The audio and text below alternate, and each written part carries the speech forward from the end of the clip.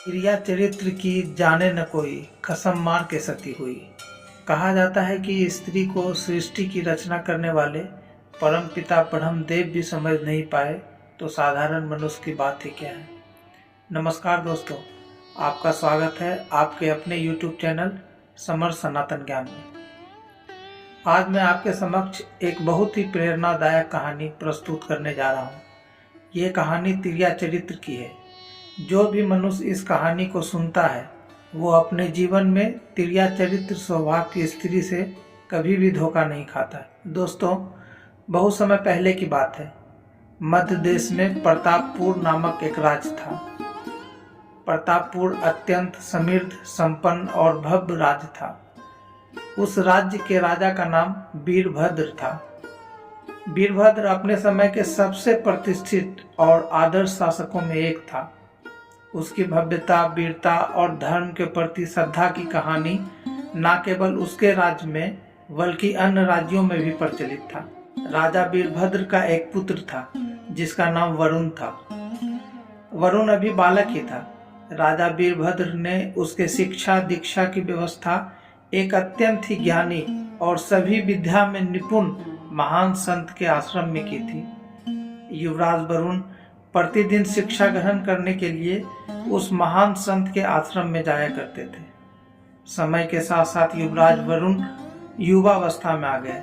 जब तक उनकी उम्र अभी 14-15 वर्ष की हुई होगी तब तक राजा वीरभद्र ने उनकी 7 रानियों से विवाह करा चुके थे।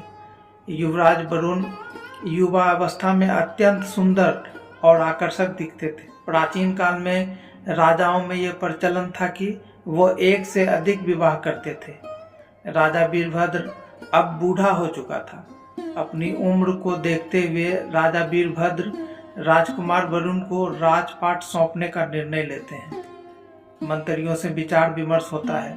उसके बाद राजा वीरभद्र राजकुमार वरुण को प्रतापपुर का राजा घोषित कर देते हैं। अब राजकुमार वरुण प्रतापपुर का राजा था, परंतु राजकुमार वरुण की शिक्षा अभी पूरी नहीं हुई थी। वो अभी भी उस महान संत के आश्रम में शिक्षा ग्रहण करने के लिए जाते थे। दोस्तों, एक दिन की घटना है। राजकुमार वरुण अपनी शिक्षा ग्रहण करने के लिए महल से आश्रम की ओर जा रहे थे। अभी आश्रम पहुंचने ही वाले थे कि रास्ते में उन्हें एक चूड़ीहारिन मिलती है।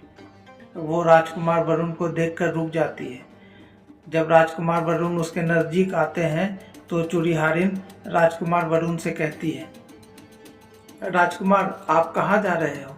राजकुमार वरुण कहते हैं, मैं अपनी शिक्षा ग्रहण करने के लिए आश्रम जा रहा हूँ, लेकिन तुम ये क्यों पूछ रही हो?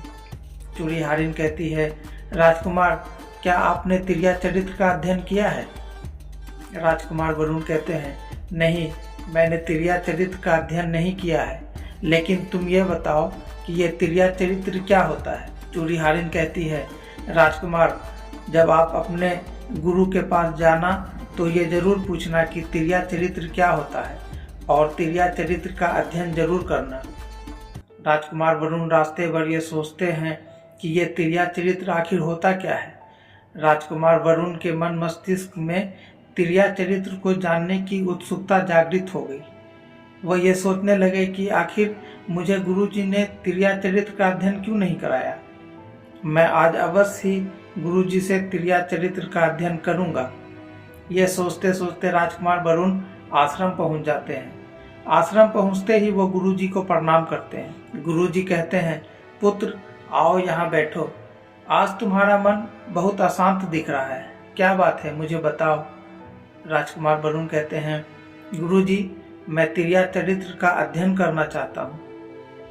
गुरुजी कुछ देर सोचते हैं, उसके बाद कहते हैं, तिर्या चरित्र बहुत जटिल विषय है। इसका अध्ययन करना आसान नहीं है। इसमें तुम्हारी जान भी जा सकती है। राजकुमार वरुण कहते हैं, परंतु गुरुजी, अगर मैं तिर्या चरित्र का अध्ययन नहीं करता हूँ तो मेरी शिक्षा अधूरी रहेगी।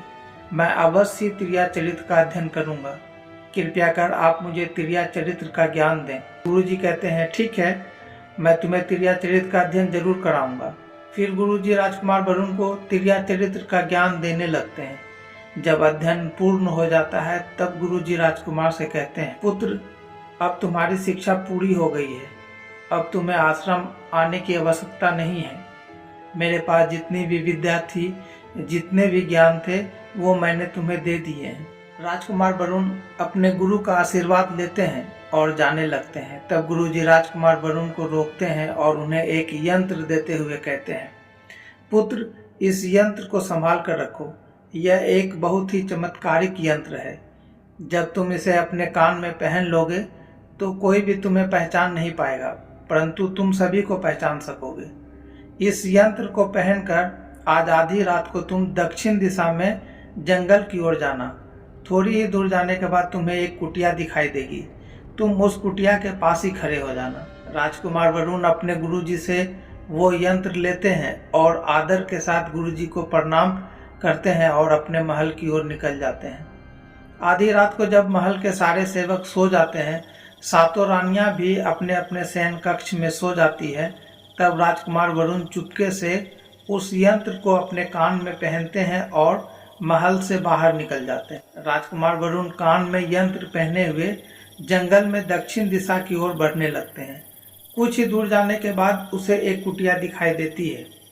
वह उस कुटिया के पास ही खड़े हो जाते हैं। कुछ ही देर के बाद राजकुमार वरुण वही चूड़ीहारिन को सज संवर कर उस कुटिया के अंदर जाते हुए देखते हैं। राजकुमार वरुण सोचने लगते हैं, ये चूड़ीहारिन इतनी रात को सज संवर कर इस कुटिया के अंदर क्यों जा रही है। राजकुमार को यह जानने की इच्छा होती है। वो चुपके से कुटिया के अंदर झांक कर देखते हैं। अंदर का दृश्य देखकर राजकुमार वरुण आश्चर्यचकित हो जाते हैं। वह चूड़ीहारिन एक साधु के साथ प्रेम क्रिया में लिप्त थी। साधु चूड़ीहारिन से कह रहा था, आज तुम्हारे आने में विलंब क्यों हुआ? मैं तुम्हारी प्रतीक्षा बहुत ही बेसब्री से कर रहा था। चूड़ीहारिन कहती है, स्वामी, मेरी शादी हो गई है। मेरे पति मुझे लेने के लिए आए हैं। अपने पति के सो जाने की प्रतीक्षा कर रही थी। वो जैसे ही गहरी नींद में सो गए, मैं भागते हुए आपके पास आ गई। यह सुनकर साधु को गुस्सा आ जाता है और वो गुस्से में कहता है, जब तुम्हारा विवाह हो गया है तो तुम मेरे पास क्यों आई हो? जाओ, अपने पति के पास चली जाओ। चूड़ीहारिन उस जादूगर के सामने गिड़गिड़ाने लगती है, हाथ जोड़कर कहती है, हे स्वामी, मैं आपसे प्रेम करती हूँ। मैं आपके बिना जीवित नहीं रह सकती। मैं आपके प्रेम के लिए कुछ भी कर सकती हूँ। साधु कहता है, अगर तुझे मुझसे प्रेम है तो तुझे ये साबित करना होगा। लो ये तलवार। अगर तुझे मुझसे प्रेम है तो जाओ, अपने पति का सर काट कर ले आओ, तभी मैं तुम्हें रखूंगा और तुमसे विवाह करूंगा। राजा वरुण छुपकर सारा दृश्य देख रहे थे। वो चूड़ीहारिन साधु से तलवार लेती है और अपने घर की ओर निकल जाती है। राजकुमार वरुण भी चूड़ीहारिन के पीछे पीछे चलने लगते। चूड़ीहारिन अपने घर पहुंचती है। अपने सोए हुए पति का उस धारदार तेज तलवार से गर्दन काट देती है और कटे हुए गर्दन को लेकर उस जादूगर साधु के पास पहुंच जाती है। साधु जब चूड़ीहारिन को अपने पति के गर्दन के साथ देखता है तो अवाक रह जाता है। वो आश्चर्य भरी नजरों से चूड़ीहारिन को देखने लगता है। अचानक वो चूड़ीहारिन को अपने लातों से मारता है और कहता है, जा, चली जा यहाँ से। जब तू अपने पति की नहीं हो सकी तो मेरी क्या होगी? तू इसी प्रकार एक दिन मेरा भी गर्दन काट देगी। चूड़ीहारिन जब उस साधु से इस प्रकार की बात सुनती है तो उसके पैरों तले से जमीन खिसक जाती है। वो साधु से गिड़गिड़ा कर कहने लगती है, हे स्वामी, आपके कहने के अनुसार मैं अपने पति की हत्या की, उसकी गर्दन आपके पास ले आई। मेरे पति की तो मृत्यु हो चुकी है और अब आप भी मुझे त्याग देंगे तो मैं किसके सहारे जीवित रहूंगी?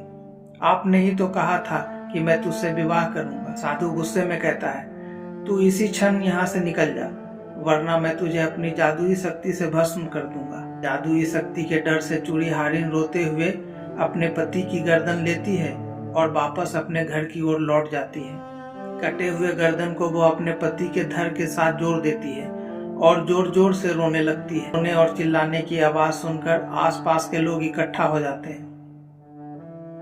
वो सभी लोगों से कहने लगती है, किसी ने मेरे पति की हत्या कर दी। अब मैं अपने पति के बिना कैसे जीऊंगी? वो पाखंडी उल्टा स्त्री इस प्रकार से नाटक कर रही थी जैसे सच में किसी ने उसके पति की हत्या कर दी है। किसी व्यक्ति को उसके इस नाटक का तनिक भी आभास नहीं हो सका। राजकुमार वरुण छुपकर ये सारा दृश्य देख रहे थे। सुबह होते ही गांव के सभी लोग उस चूड़ीहारिन के पति का अंतिम संस्कार कर रहे होते हैं। अचानक से वो चूड़ीहारिन आती है और कहती, मैं अपने पति के बिना नहीं रह सकती, मैं अपने पति के साथ ही सती हो जाऊंगी। राजकुमार वरुण को उस चूड़ीहारिन का नाटक देखकर हंसी आ जाता है। वो चूड़ीहारिन के पास जाते हैं और कहते हैं, तिरिया चरित्र की जाने न कोई, कसम मार के सती हुई। जब वह चूड़ीहारिन राजकुमार वरुण से ऐसी बातें सुनती है तो वो समझ जाती है कि राजकुमार वरुण मेरी असलियत जान चुके हैं। वह राजकुमार वरुण से कहती है, मेरा अंतिम समय तो आ गया है, मैं अपने पति के साथ सती हो जाऊंगी, परंतु मेरी एक बात हमेशा याद रखना, जब भी चटाई पर बैठना तो चटाई को झाड़ कर बैठना। राजकुमार उसकी बातों को सुनते हैं और आश्चर्य भरी नजरों से देखते हुए उनसे कहते हैं, मैं चटाई पर क्यों बैठूंगा, मैं राजा हूँ, मेरे लिए सिंहासन है, मखमली कालीन है, तुम मुझे चटाई पर बैठने के लिए क्यों कह रही हो। चूड़ीहारिन कहती है, ठीक है, मैं जानती हूँ तुम राजकुमार हो, तुम चटाई पर क्यों बैठोगे, परंतु कभी भी ऐसी स्थिति आ जाए कि तुम्हें चटाई पर बैठना हो तो चटाई को जरूर झाड़ कर बैठना। राजकुमार वरुण कहते हैं, ठीक है, तुम कह रही हो तो मैं जरूर ऐसा ही करूँगा। यह कहकर वो चूड़ीहारिन अपने पति की जलती हुई चिता में लेट जाती है और सती हो जाती है। अंतिम संस्कार के बाद राजकुमार वरुण अपने महल की ओर लौट जाते हैं। पूरा दिन यूं ही बीत जाता है। जब आधी रात होती है तो राजकुमार वरुण फिर से अपने कान में उस यंत्र को लगाकर महल से बाहर निकलते हैं। फिर दक्षिण दिशा की ओर जाकर उसी कुटिया के सामने खड़े हो जाते हैं। थोड़ी ही देर के बाद वह यह देखकर आश्चर्यचकित हो जाते हैं कि उनकी सातों रानियां उस जादूगर साधु की कुटिया में जा रही है। उसमें से एक रानी राजकुमार वरुण को देख लेती है, परंतु यंत्र होने के कारण वो उसे पहचान नहीं सकती है। वह सोचने लगती है कि यह लड़का आखिर आधी रात को यहाँ क्या कर रहा है। वह उसे अपने पास बुलाती है और कहती है, ए बालक, इस सामान को कुटिया तक पहुँचाने में हमारी मदद करो। राजकुमार वरुण कुछ नहीं कहते हैं। वह तो ये जानना चाहते हैं कि आखिर ये रानी इस पाखंडी साधु के पास क्यों आई है। राजकुमार वरुण उसके सामान को अपने हाथों में ले लेते हैं। उसके साथ चलते हुए जादूगर साधु की कुटिया में प्रवेश कर जाते हैं। राजकुमार वरुण कुछ नहीं बोल पा रहे थे। वो अपने सातों रानियों के छल को देखकर बहुत अचंभित और चिंतित हो रहे थे। जब साधु राजकुमार वरुण को देखता है तो रानियों से कहता है, ये लड़का कौन है जिसे तुम अपने साथ ले आई हो। राजकुमारी कहती है, ये मुझे रास्ते में मिला था तो मैं इसे यहाँ ले आई। आज रात के लिए उसे यहाँ रहने देते हैं, सुबह होते ही यहाँ से चला जाएगा। साधु रानियों की बात मान लेता है और अपने एक शिष्य को बुलाता है और कहता है, इस लड़के को ले जाओ और इसके सोने की व्यवस्था करो। वह शिष्य राजकुमार वरुण को एक खास कमरे में ले जाता है। उस कमरे में एक चटाई बिछी थी। शिष्य कहता है, तुझे आज रात इसी चटाई पर सोना पड़ेगा। यह कहकर शिष्य कमरे से बाहर चला जाता है। शिष्य के कमरे से बाहर जाते ही राजकुमार वरुण अपने कान से उस यंत्र को निकाल लेते हैं। राजकुमार वरुण सोचते हैं, चलो आज रात किसी तरह इस चटाई पर ही सो जाता हूँ। वो चटाई पर सोने ही वाले थे कि उसे अचानक से चूड़ीहारिन की बात याद आ जाती है। चूड़ीहारिन ने कहा था कि जब भी चटाई पर बैठना तो उसे झाड़ कर बैठना। राजकुमार चटाई झाड़ने के लिए उठते हैं। चटाई उठाते ही राजकुमार वरुण की आंखें फटी की फटी रह जाती है। चटाई के नीचे एक बहुत बड़ा कुआं था जिसके अंदर बहुत सारे कैदी कैद थे। उस कैदी में से एक कैदी राजकुमार वरुण को पहचान लेता है और राजकुमार वरुण से कहता है, राजकुमार, आप यहाँ से निकल जाओ, भाग जाओ। इस साधु ने हम लोगों को यहाँ पर कैद कर रखा है। अगर वो आपको देख लेगा तो वो आपको भी यहाँ पर कैद कर देगा। राजकुमार वरुण सारा माजरा समझ जाते हैं। इधर कमरे में हलचल होता देख वो साधु और रानी कमरे के अंदर प्रवेश करती है। राजकुमार के कान में वो यंत्र नहीं था जिस कारण रानी उसे पहचान जाती है। राजकुमार वरुण जब साधु और रानी को कमरे में आते हुए देखते हैं तो वहां से भाग जाने में ही अपनी भलाई समझते हैं। हड़बड़ाहट में भागने के कारण वो यंत्र वहीं पर गिर जाता है। जब तक रानी और साधु कमरे में पहुंचते हैं वरुण वहां से भाग चुके होते हैं। जब रानी राजकुमार वरुण को देखती है तो उसके हाथ पांव फूलने लगते हैं। वो साधु से कहती है, हे स्वामी, यह तो हमारे पति राजकुमार वरुण हैं।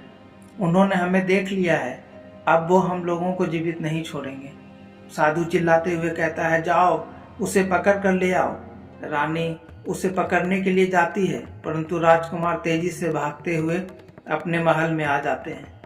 सातों रानियां साधु के पास आती है और कहती है, हम लोग राजकुमार वरुण को पकड़ने में नाकामयाब हो गए। हे स्वामी, अब आप ही कोई उपाय करें, वरना हम लोगों का जीवित रहना मुश्किल हो जाएगा। जादूगर साधु अपनी पोटली खोलता है और एक जादुई कील रानियों को देते हुए कहता है, ये जादुई कील लो। जब राजकुमार सो जाए तो किसी तरह यह जादुई कील उसके सिर में गाड़ देना। वो जादुई कील लेकर सातों रानियां डरते डरते महल में आती है। राजकुमार वरुण गुस्से में रानियों के महल में लौट जाने का इंतजार कर ही रहे थे। जैसे रानी महल में प्रवेश करती है, वो गुस्साते हुए कहते हैं, हमारे प्रेम में ऐसी कौन सी कमी रह गई थी जो तुम सातों उस पाखंडी साधु के पास जाने लगी। मैं तुम लोगों को जीवित नहीं छोड़ूंगा, तुमने हमारे साथ छल किया है। सातों रानियां राजकुमार वरुण के पैर पकड़कर गिड़गिड़ाने लगती है और कहती है, प्राणनाथ, साधु हम लोगों पर जादू टोना कर दिया था, जिस कारण हम लोग उस पाखंडी साधु के पास जाने लगे थे।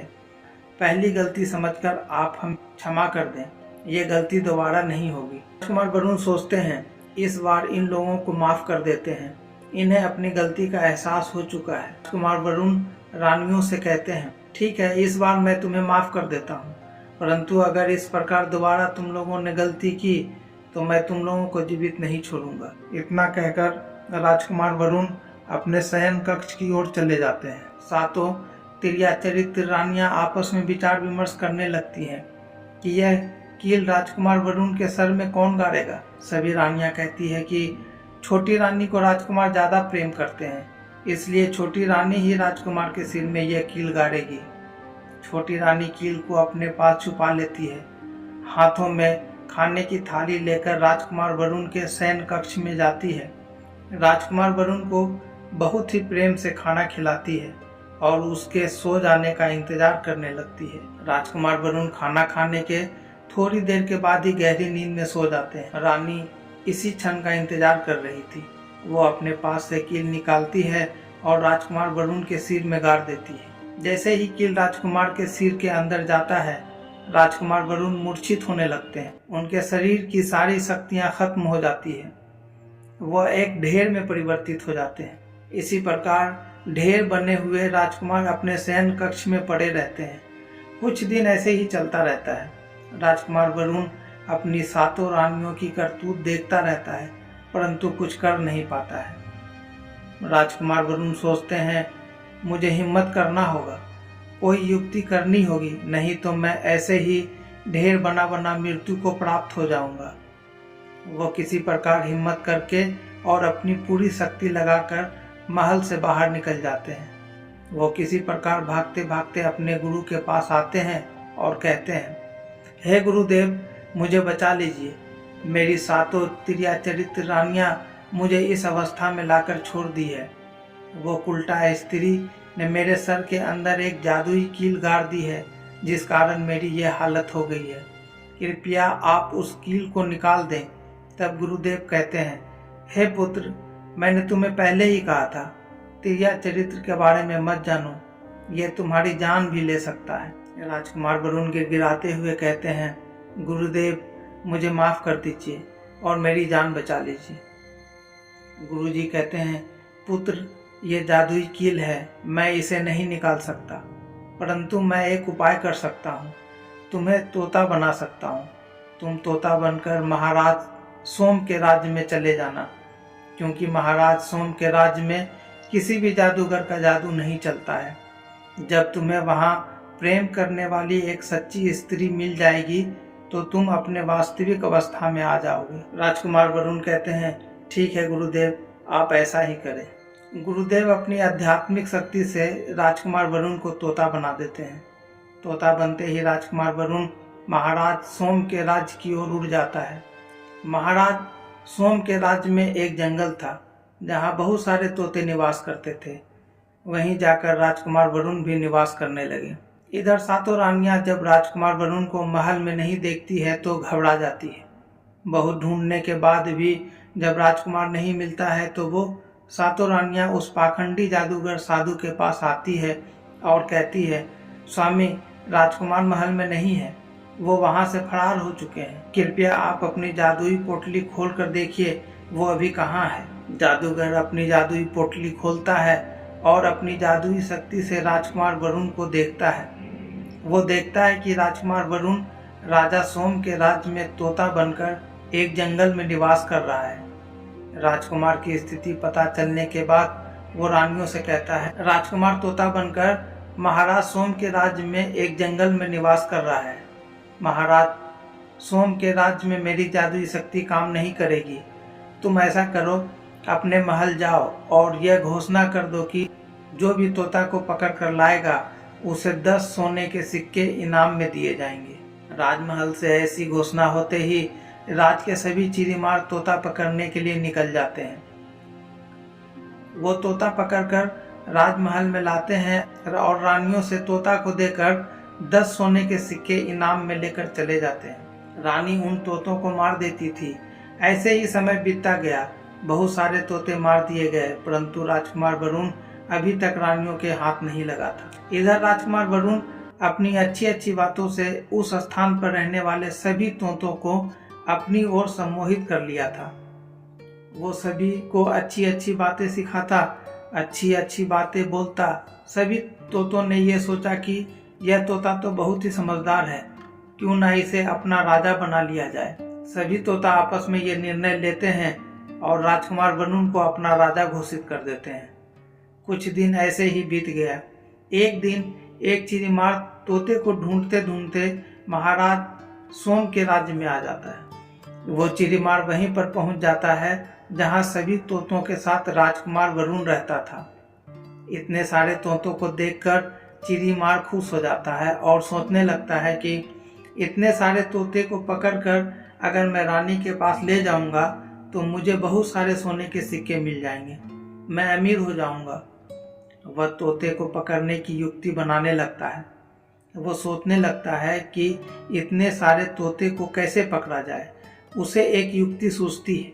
वह सोचता है क्यों ना मैं इन वृक्षों की टहनियों को चाकू से काट दूं, जिससे टहनियों से गोंद निकलेगा। उस गोंद में तोता चिपक जाएगा और मैं तोते को पकड़कर ले जाऊंगा। उस समय तो चिड़ीमार वहां से चला जाता है, परंतु अगली सुबह जब सभी तोते दाना चुगने के लिए खेतों और पहाड़ों पर चले जाते हैं, वो चिड़ीमार आता है और वृक्ष के सभी टहनियों पर अपने चाकू से थोड़ा थोड़ा काट देता है, जिससे टहनियों से गोंद निकलने लगता है। इस प्रकार सारी टहनियां चिपचिपे गोंद से भर जाती है। जब सभी तोता दाना चुगकर शाम को वृक्ष पर लौटते हैं, जैसे ही वो वृक्ष की टहनियों पर बैठते हैं, किसी की पंख तो किसी के पैर उस टहनियों से चिपक जाते हैं। राजकुमार वरुण भी उस गोंद के साथ चिपक जाते हैं। सभी तोते तराही तराही करने लगते हैं और अपने राजा राजकुमार वरुण से इस मुसीबत से छुटकारा पाने की गुहार लगाने लगते हैं। सभी तोता राजकुमार वरुण से कहते हैं, राजन, आप हम लोगों को इस मुसीबत से निकालने का उपाय बताएं, नहीं तो सुबह में वो चिड़ीमार आएगा और हम सभी को मार डालेगा। राजकुमार वरुण कहते हैं, मेरी बात ध्यान से सुनो। जब वो चिड़ीमार आएगा तो तुम लोग मरने की नाटक करने लगना। चिड़ीमार ये समझकर कि सभी तोता मर गए, वो तुम्हें इस चिपचिपे गोंद से निकालेगा और जमीन पर रख देगा। तुम मौका पाकर वहां से उड़ जाना। सभी तोता ऐसा ही करते हैं। जब चिड़ीमार वहां आता है तो यह देखकर आश्चर्यचकित हो जाता है कि सभी तोता टहनियों से लटके हुए हैं। उसे यह आभास होता है कि सभी तोते तो मर गए हैं। वो वृक्ष पर चढ़ता है और तोते को उतार कर जमीन पर रखता है। जैसे ही वो तोतों को जमीन पर रखता है, वह तोता मौका देखकर वहां से उड़ जाते हैं। अंत में चिड़ीमार राजकुमार वरुण की ओर देखता है और क्रोधित होकर कहता है, सारे तोतों ने मुझसे छल किया है, यह सब तुम्हारा ही किया धरा है। अब मैं तुम्हें पकड़कर उस रानी के पास ले जाऊंगा और 10 सोने के सिक्के रानी से उपहार के रूप में प्राप्त कर लूं। अब वो राजकुमार वरुण को वृक्ष की टहनियों से निकालता है और उसे लेकर राजमहल की ओर निकल जाता है। रास्ते में राजकुमार वरुण चिड़ीमार से पूछता है, ऐ चिड़ीमार, तुझे रानी मेरे बदले कितने सोने के सिक्के देगी? चिड़ीमार राजकुमार वरुण से कहता है, तुम्हारे बदले रानी मुझे 10 सोने के सिक्के देगी। राजकुमार वरुण चिड़ीमार से कहता है, अगर मैं तुम्हें 1000 सोने के सिक्के दिला दूं तो क्या तुम लेना चाहोगे? चिड़ीमार आश्चर्यचकित होते हुए पूछता है, 1000 सोने के सिक्के, ये मुझे कैसे मिलेगा? राजकुमार वरुण कहते हैं, मैं तुम्हें बताता हूँ। महाराज सोम के यहाँ एक बहुत बड़ा मेला लगता है, तुम मुझे वहीं लेकर चलो। मेले में मैं अपना मूल्य स्वयं बताऊंगा।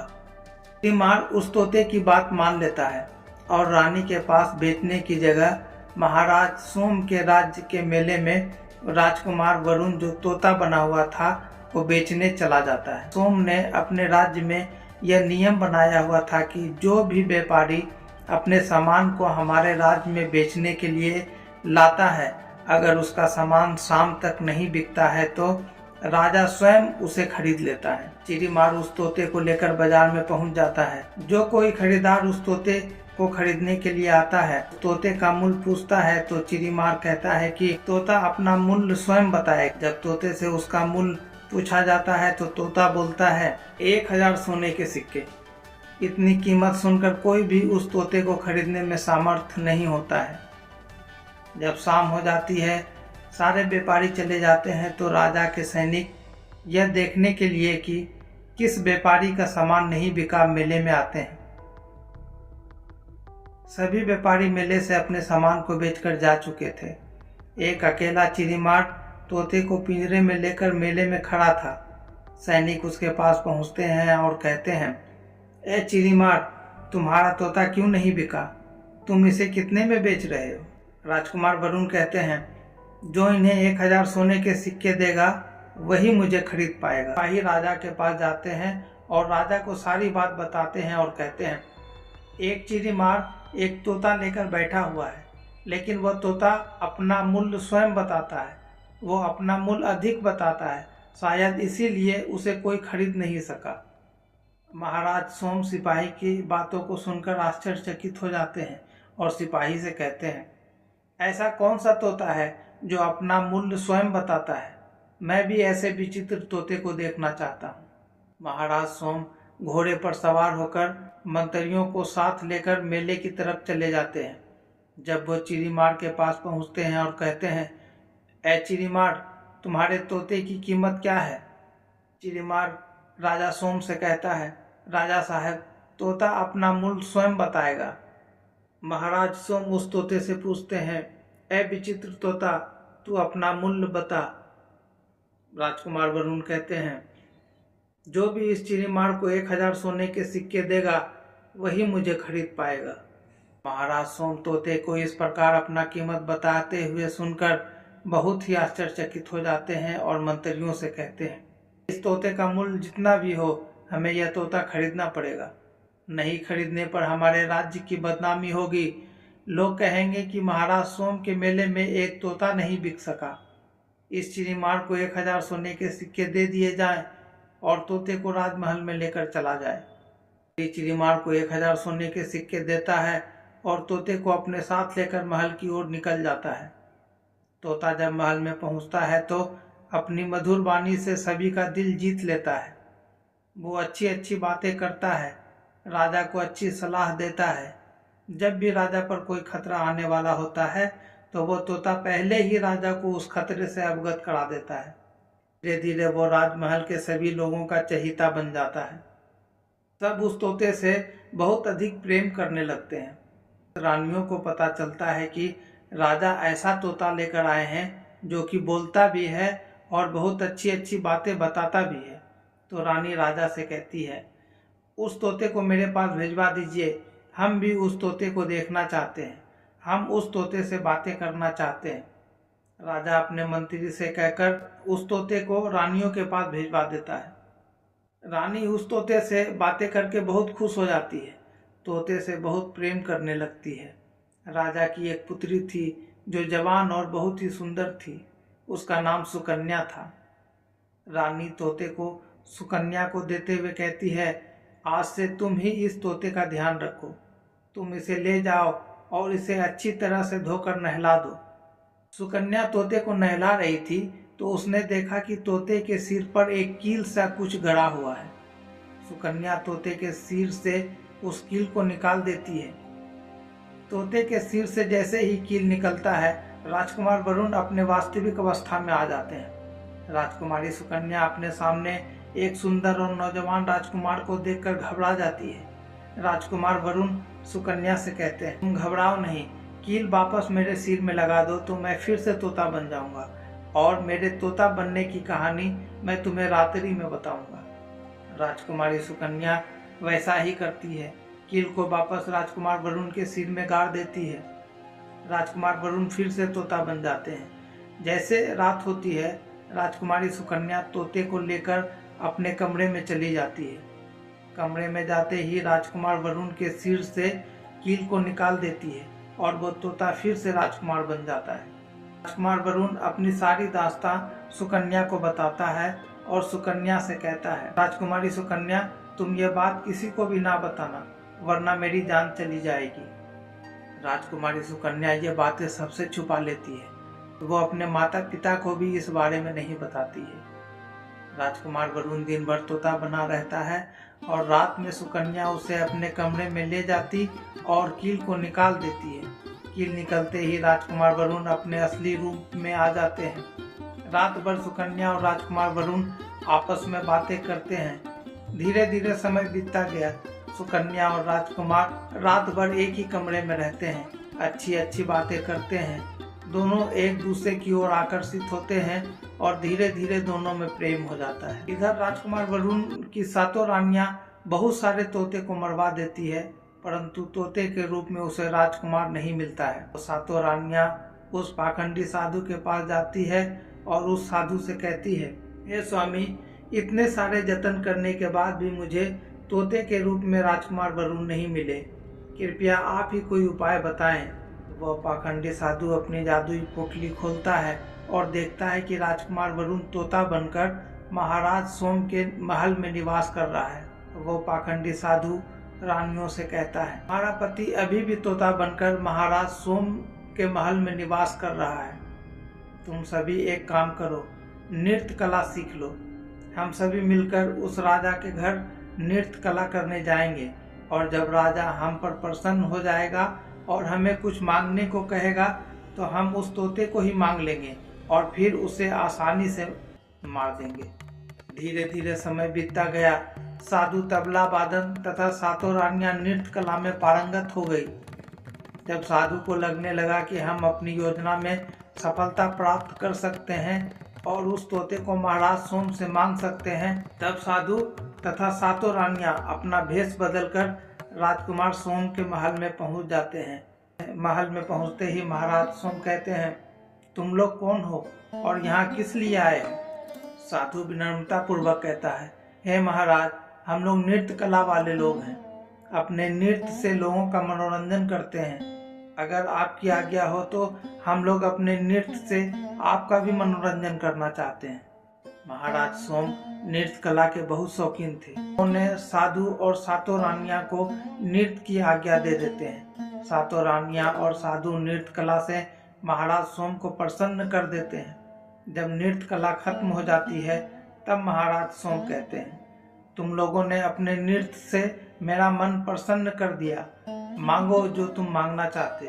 पाखंडी साधु कहता है, महाराज, जो आपके पास बोलने वाला तोता है वो मैं मांगना चाहता हूँ। राजा सोम उस पाखंडी साधु से कहते हैं, मैं तुम्हारी इच्छा अवश्य पूरा करूंगा। सिपाही को अपने पास बुलाते हैं और कहते हैं, जाओ रानी से उस बोलने वाले तोते को मांग कर ले आओ। राजकुमार वरुण पहले ही वो साधु और सातों रानियों को महाराज सोम के महल में देख लेता है। वो सुकन्या को आकर कहता है, राजकुमारी, वो साधु और मेरी सातों रानियां इस महल में आ चुकी है। वो अपना नृत्य दिखाकर महाराज सोम को प्रसन्न कर लेगी और बदले में मुझे मांगकर मेरी हत्या कर देगी। कोई भी मुझे मांगने आए तो तुम मुझे मत देना, और अगर ज़्यादा जिद करे तो इस पिंजरे को गुस्से में पटक देना, मैं किसी भी प्रकार अपना जान बचाकर भाग जाऊंगा। राजकुमारी सुकन्या कहती है, ठीक है, मैं बिल्कुल वैसा ही करूंगी जैसा आपने मुझे बताया है, आप निश्चिंत रहें। जब सिपाही राजकुमार सुकन्या के पास आता है और कहता है कि महाराज इस तोते को मांग रहे हैं, कन्या उस सिपाही से कहती है, मैं इस तोते को नहीं दूंगी, आप महाराज से जाकर बोल दें। मंत्री वहां से चला जाता है और महाराज सोम को कहता है, महाराज राजकुमारी सुकन्या उस तोते को नहीं देना चाहती है। महाराज सोम यह सुनकर आग बबूला हो जाते हैं और क्रोध में आकर राजकुमारी सुकन्या से कहते हैं, मैं इस तोते को उस नृत्य कला वाले को देने का वचन दिया है, मुझे वह तोता दे दो, मैं अपने वचन को पूरा करूंगा। राजकुमारी गुस्से में आकर उस पिंजरे को पटक देती है। पिंजरा जैसे ही जमीन पर गिरा वो टूट गया और तोता जो था वो चावल का दाना बन गया। जैसे ही साधु को यह बात पता चली, साधु भी तुरंत कबूतर बन जाता है और उस चावल के दाने को खाने लगता है। उस चावल के दाने में से एक दाना था जो राजकुमार वरुण था। जैसे ही कबूतर उस दाने को खाने लगा, राजकुमार वरुण बाज बन जाता है और एकदम से कबूतर पर झपट्टा मारता है और उसे मार देता है। इस तरह से उस साधु की मृत्यु हो जाती है। महाराज सोम यह सब देखकर आश्चर्यचकित हो जाते हैं। सुकन्या अपने पिता को सारी बात बता देती है। राजकुमार वरुण महाराज सोम को आदर पूर्वक प्रणाम करते हैं और कहते हैं, महाराज मैं प्रतापपुर का राजा वरुण हूँ। सुकन्या और आपके कारण ही आज मैं जीवित हूँ। मेरी कहानी आप जान चुके हैं। मैं आपकी पुत्री सुकन्या से प्रेम करता हूँ और उससे विवाह करना चाहता हूँ। महाराज सोम सुकन्या से कहते हैं, बेटी क्या तुम इससे शादी करना चाहती हो?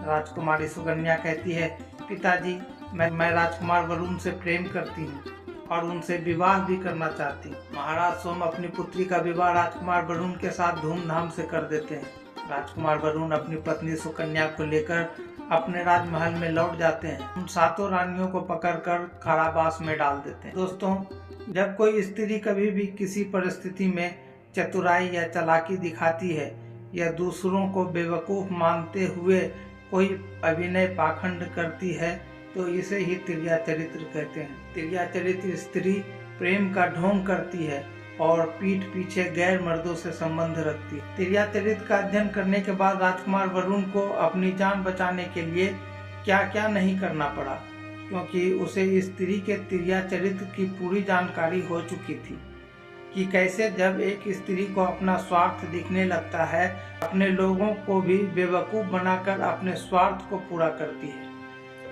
और उसके साथ रहने वाले लोगों को इसका भनक तक नहीं लगता है। दोस्तों, आप जिससे भी प्रेम करते हैं उसके बारे में पूरी जानकारी रखिए कि उसके अंदर स्वयं को लेकर कोई स्वार्थ तो नहीं है। किसी स्वार्थ के कारण तो वो आपसे प्रेम नहीं कर रही है। अगर उसके प्रेम में थोड़ा सा भी स्वार्थ है तो उससे दूर ही रहें, क्योंकि वो अपने स्वार्थ को पूरा करने के लिए आपको मुश्किलों में भी डाल सकते। दोस्तों, अगर आपको हमारी प्रस्तुति अच्छी लगी हो तो वीडियो को लाइक जरूर करें, कमेंट्स में जय श्री कृष्ण जरूर लिखें और चैनल को सब्सक्राइब करना ना भूलें। आप सभी का बहुत बहुत